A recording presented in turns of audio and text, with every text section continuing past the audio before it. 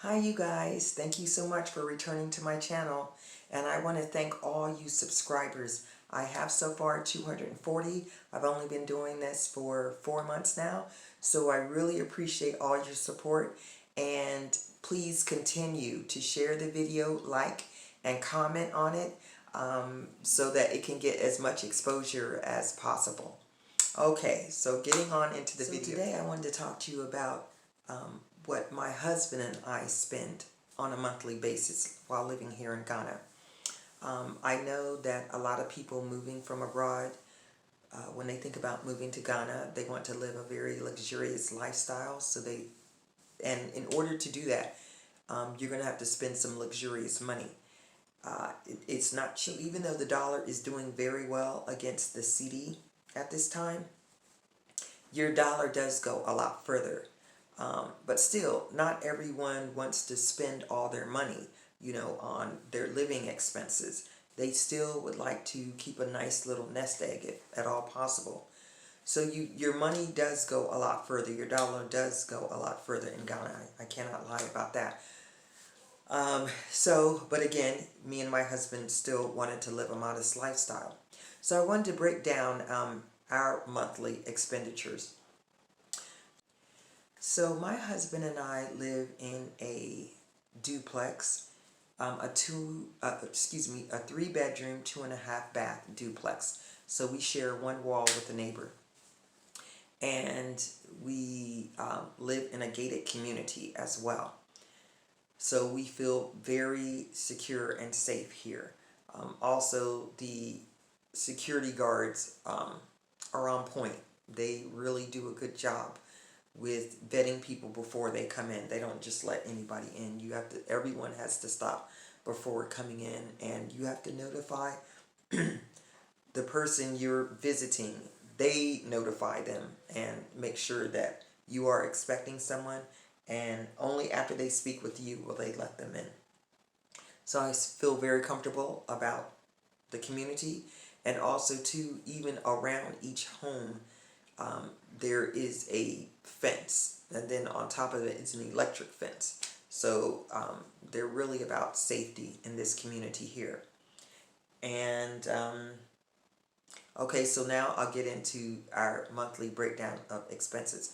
So for this rent, living in a gated community, as I said, 3 bedroom, 2.5 bath, which is more than enough space for my husband, and it also allows for guests to come and stay here comfortably. So the cost of that is, we also paid 2 years in advance, which we didn't mind doing because we are having a house built. So of course, first you have to purchase the land, then you have to build the house. That takes a considerable amount of time. So we felt like a 2 year lease was okay. Anyway, getting back to the amount that we pay. So we pay it averaged about $365 a month for a 3 bedroom.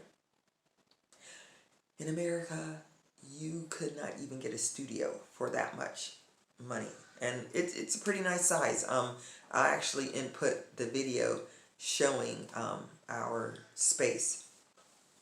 Anyway, so our rent is the $365 a month, and then our utilities, which include lights, water, and trash pickup, is approximately $100 a month. And interesting little tidbit, I found out quite a number of people get around paying their electric bill. Of course, I wouldn't consider that legal because you should pay your monthly light bill. But yeah, there is a way of getting around that here. But I won't go into that because I don't want you guys doing that. So anyway, we spend about $45 between our cable and internet, which I think is very, very reasonable. Of course, when the light goes out, you don't have it, which anywhere you live, if the lights go out, you don't have it. But in Ghana, sometimes, let's see, on average, the lights go out about, where I live, I don't know, maybe 5 times a month. So A way to get around that is getting a generator. Then you will have your lights and cable and internet, all that without any interruption.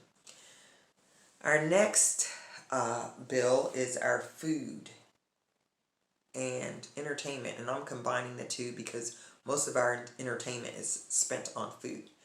And that's because the food that we usually get is spent on Ghanaian dishes. Because I'm nowhere near an expert. I actually haven't even made my first Ghanaian dish yet by myself. So when my husband, who is Ghanaian, wants Ghanaian food, 9 times out of 10 we go out and pick some up, which is very reasonable though. It's very reasonable, especially if you compared it against going to shop at a restaurant that sold Western food. So anyway, still reasonable. Also too, a lot of our entertainment, instead of going to out to eat, to the movies, well, we do go to the beach here, which we did in the U.S. as well. Fortunately, we were close enough to a beach. But anyway, so our entertainment cost in the United States was, of course, a lot more than it is here. And that's because I found that our entertainment here mostly consists of going over to a friend or family member's home.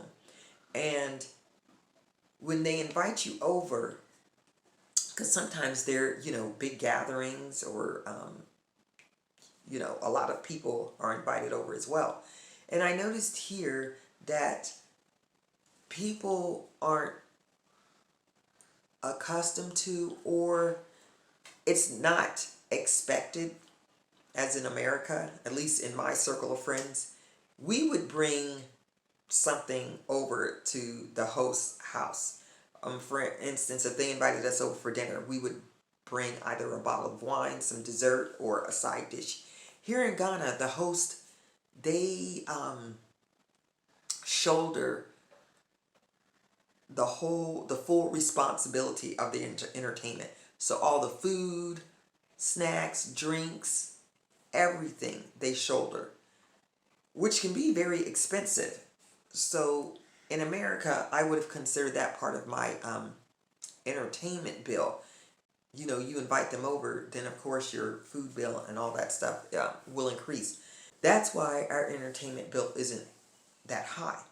However, I think I'm going to implement my tradition of bringing over food to anybody's home that we're invited to, because I don't think it's really fair for them to have to shoulder that responsibility all on their own.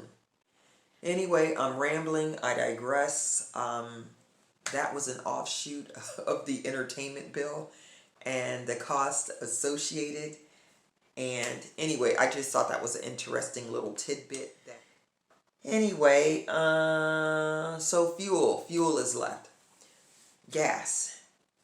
So our gas is about $100 a month, and that's between 2 cars that we have here.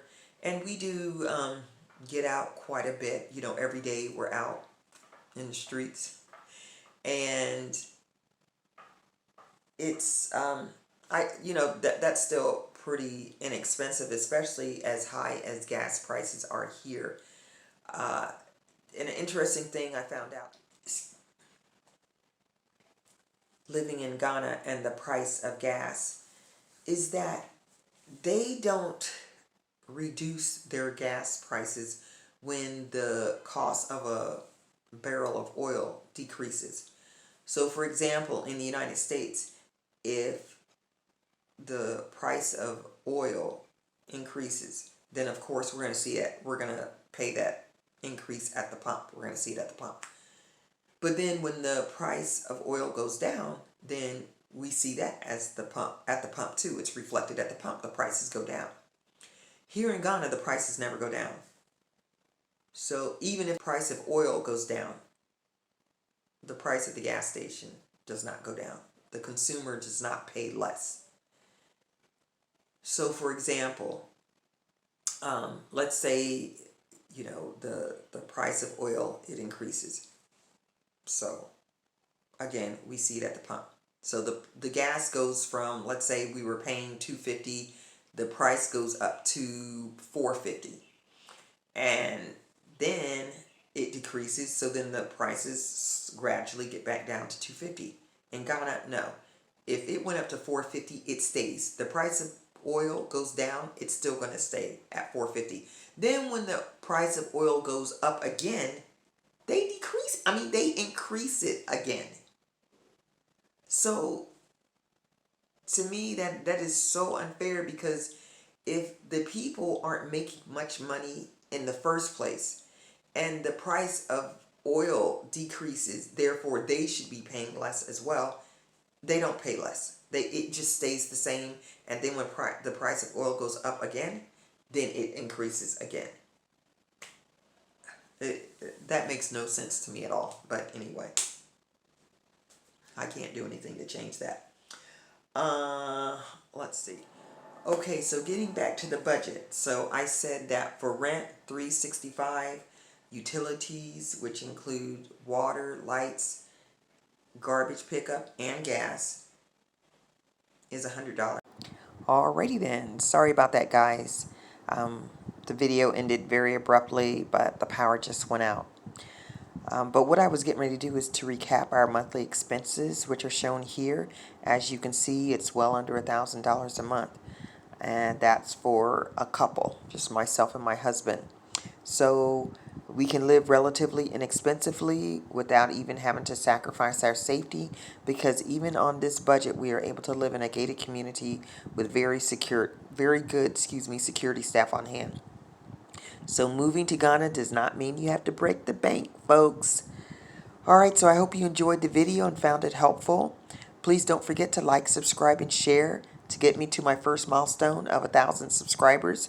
And the only way I can do it is with your help. So again, thanks again, and see you next Friday, if not sooner. Bye-bye.